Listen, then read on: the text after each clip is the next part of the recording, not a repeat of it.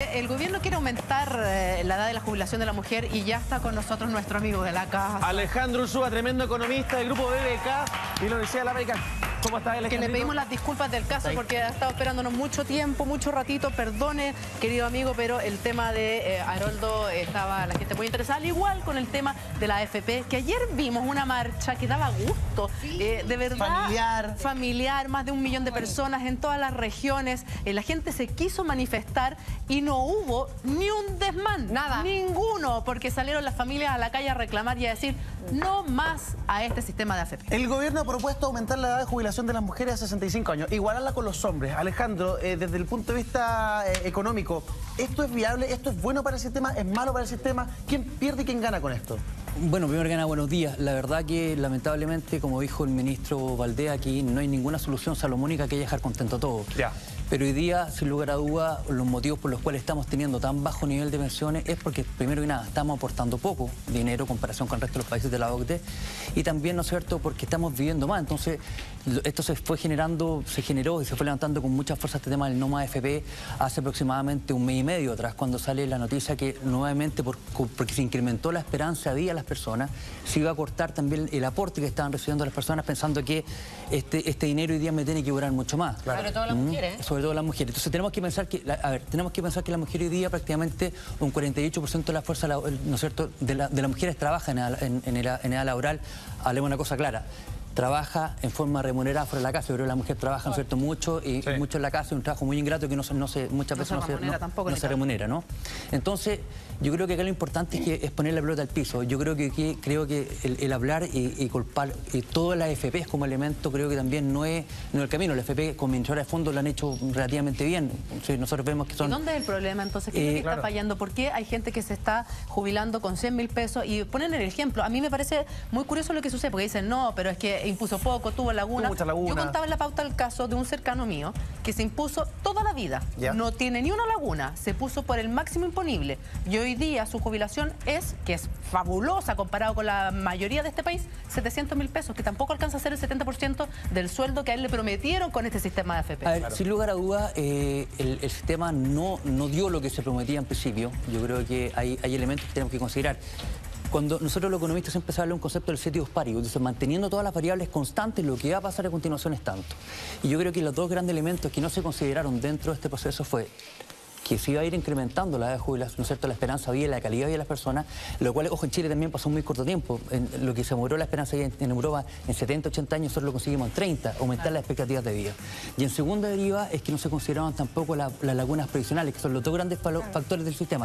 Pero efectivamente, para contestar tu pregunta, esta persona cercana tuya está, ¿no es cierto?, dentro de los máximos, pero que además también tenemos que apuntar que uno pone máximo por aproximadamente 1.200.000 pesos. Pero ¿sabes lo que me pasa a mí?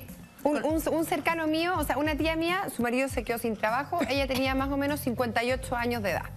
Y olvídate cómo le costó encontrar trabajo, o sea, a los 58 años. Ahora nosotros escuchamos que están pensando aplazar la jubilación de la mujer para los 65 años. Entonces, si ya es difícil para una mujer de 58 años encontrar trabajo, ¿cómo será para los 65 años? ¿Por qué se nos vuelve a perjudicar a las mujeres? Si el sistema ya es injusto con nosotros, ¿por qué ahora nuevamente tenemos que salir perjudicadas? Connie, mira, nosotros lo hemos hablado acá ampliamente, muchos años, ya llevamos años hablando del tema de la necesidad de entender que ¿no es cierto?, la tercera edad y la maternidad son costos de una sociedad que nosotros hoy día no estamos pagando. Estamos, de alguna manera, desligando esa responsabilidad a las mujeres y eso es castigado en ingresos salariales, eso es castigado, ¿no es cierto?, en menor nivel de contratación, en igualdad de condiciones, muchas veces se prepara un hombre, mayores costos de ISAPRE, ¿no es cierto? ¿Cómo debiera gratificar o remunerar a la mujer en nuestro sistema? ¿El Estado? ¿Quién debería? Lo que pasa es que yo creo que en este caso tenemos que empezar a pensar, y lo que yo creo que es necesario y lo que me da un poco de preocupación, lo mismo que hablamos, también fuimos muy críticos acá en este mismo espacio con la reforma tributaria. Esto requiere espacio de debate, requiere un espacio en donde los especialistas vayan tratando de poner los puntos de vista de cómo hacer un mejor país en forma estratégica. Y el problema es que esto, lamentablemente, no hay situaciones que sean instantáneas, sobre todo en términos previsionales. O sea, por ejemplo, hay instancias donde en Australia se dice te pasan plata cuando apenas naces, Sí. y entonces tengo plata dando vuelta durante 40, 45 años antes de jubilarme, y ahí me entrega un soporte muy potente, y ahí estaría el aporte del Estado. Después, ¿no es cierto?, un fondo solidario, la gente que no, ¿no es cierto?, que no está trabajando, que de alguna manera la ayudemos, la gente que, ¿no es cierto?, que sí trabajó.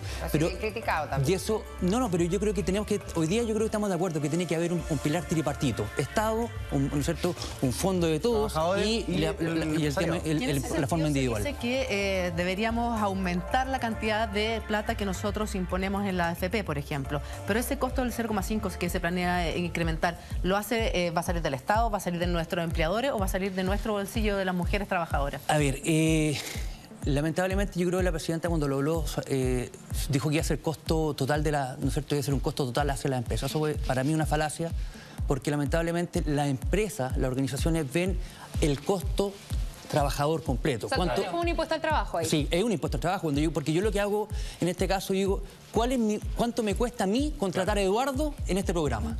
Y eso, si subí un 5%, ¿no es cierto?, Lo sumas. de alguna manera lo voy a sumar. ¿Y cómo lo voy a traspasar después al trabajador? Haciendo un reajuste, no haciendo un reajuste a lo mejor más lento de su ingreso.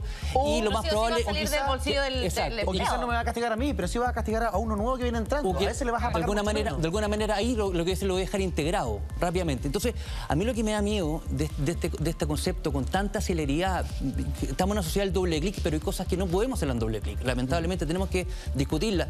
Tuvimos una reforma tributaria que le hicieron mal y después se tuvo que modificar y se volvió a modificar y todavía nadie entiende, se afectó el crecimiento. Hay que verlo con mucho cuidado. Y ahí está el tema que tenemos que de alguna manera entender. También se habló de el incentivo al ahorro provisional colectivo. ¿De qué están hablando cuando te señalan eso? A ver, que de alguna manera veamos la forma en cómo todos aportamos un fondo solidario. Eso es este pilar colectivo. Pero si uno ve la encuesta de Cadem, por ejemplo, dice que el 63% de los trabajadores no está dispuesto a que ese 5% también vaya destinado a un fondo otro. solidario. Yo ahorro, quiero que sea para mí, Exacto, es lo que dice la gente. Hay mucha gente que, entonces, pero que también hay que analizar el otro punto de vista. Hay mucha gente, por ejemplo, que prefiere trabajar en forma independiente, que nunca, ¿no es cierto?, nunca cotizó. ¿Por qué yo, que trabajé todo mi tiempo, tengo que hacer con mi esfuerzo, con mi trabajo también ayudarlo a ellos? O sea, esto tiene diferentes, ¿no es cierto?, matices. Pero cuando hablamos, por ejemplo, de incrementar un 5%, ¿no es cierto?, esta tasa, estamos hablando prácticamente de 1,5% del PIB, estamos hablando de casi una mini reforma tributaria. Y esto nuevamente entre gallo y medianoche, a mí me complica la celeridad con la cual se está tratando una respuesta que a lo mejor, lamentablemente, puede ser más bien una solución parche, con el fin de dejar contento, ¿no es cierto?, a la gente, más que un tema social país. Si vamos a buscar una solución parche ahora, o algo que mitigue un poco el descontento que tenemos todos los cotizantes. Estamos todos descontentos. Todos descontentos. Efectivamente, podría ser por empezar a decir y a hacer un proyecto de ley en donde nuevamente las pérdidas seamos todas las que las asumamos y no solo los cotizantes, como es hoy día. Lo que pasa es, mira, la mejor forma de entender que está mal que ese sistema está mal articulado es cuando nosotros nos damos cuenta que las emisoras de fondo Siempre le ganan. responden más bien y responden su respuesta, no, mira, que el fondo, en vez de estar de cara, ¿no es cierto?, ¿no es cierto?, efectivamente a nosotros los trabajadores. Pero que hay una visión de entender que también hay un efecto también mariposa. Así, a mí me pagan por correr riesgo, ¿no es cierto? Y si yo corro riesgo y pierdo, no voy a ganar, ¿qué vas a hacer tú como AFP? No hay que correr riesgo. Entonces también eso también afecta su nivel de rentabilidad. Entonces aquí falta una mirada mucho más profunda. Pero entonces sumamos las pérdidas todos, pero ¿por qué los cotizantes hasta el año 2000, si no me equivoco, 2000, 2001, que fue el gobierno anterior de Bachelet, era así? Si en el fondo se equivocaban en las inversiones, la AFP, finalmente asumíamos las pérdidas todos, pero hoy día solo los cotizantes. Exacto, de alguna manera, por eso es una mirada, nos falta una mirada mucho más de fondo, mucho más procesada que lamentablemente tenemos que ver. Alejandro, pero veíamos ayer particularmente en la marcha, hay mucha indignación también por el tema de la AFP, y uno de los llamados que hacían al menos parte de los voceros, por ejemplo el mismísimo Luis Mesina ayer durante la marcha, era que parte de boicotear el sistema podía ser que todos nos cambiáramos al fondo E. ¿Qué pasaría con una medida así? ¿Se podría aplicar o no? Y también qué consecuencias podría tener si es que efectivamente todos nos pusiéramos de acuerdo para un poco tratar de alguna manera, dar vuelta al sistema. Obviamente, ¿no es cierto?, habría un problema de escasez importante en las compañías, en las administradoras de fondos, pero la verdad que yo creo que más que sentir, aquí lo que yo veo que hay una personificación hacia el sistema de la AFP es como la gran culpable de todo. Yo creo que el sistema de pensión en Chile está en crisis. Lamentablemente está la Comisión Bravo, que estuvo durante un año y medio de posinforme, durmiendo, ¿no es cierto?, en el Poder Ejecutivo, que cuando hay una marcha en agosto, sale a los 9 días con una respuesta. Yo creo que esa no es la forma, eso simplemente, yo creo que efectivamente hoy día hay que ver la forma, no sé si, y no sé si se va a llamar FP el día de mañana, donde están los fondos profesionales individuales, ¿no es cierto? Algunos ya están hablando de salir a repartir los dineros o que yo saque mis dineros como pasó en Perú. Claro. Pero ¿qué pasa si yo muchas veces tengo un nivel de endeudamiento grande, no sé manejar mis plata?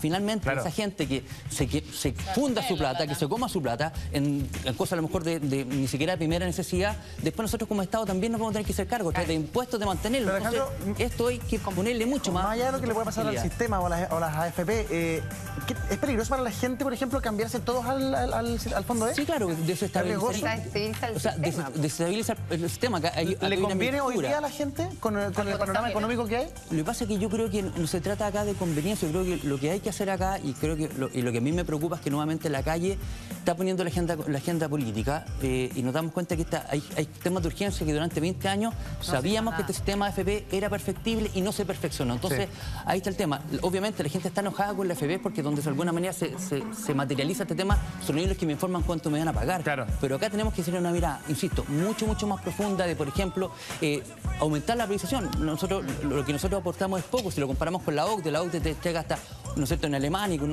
el 20% de lo que yo trabajo va destinado a esto. Bueno, este tema da para mucho, Alejandro, y te queremos invitar otro capítulo para hablar más en extenso. Te queremos, Alejandro. Gracias, amigo, por te haberlo pasaste. esperado. Te queremos. Este aplauso para Alejandro, gracias.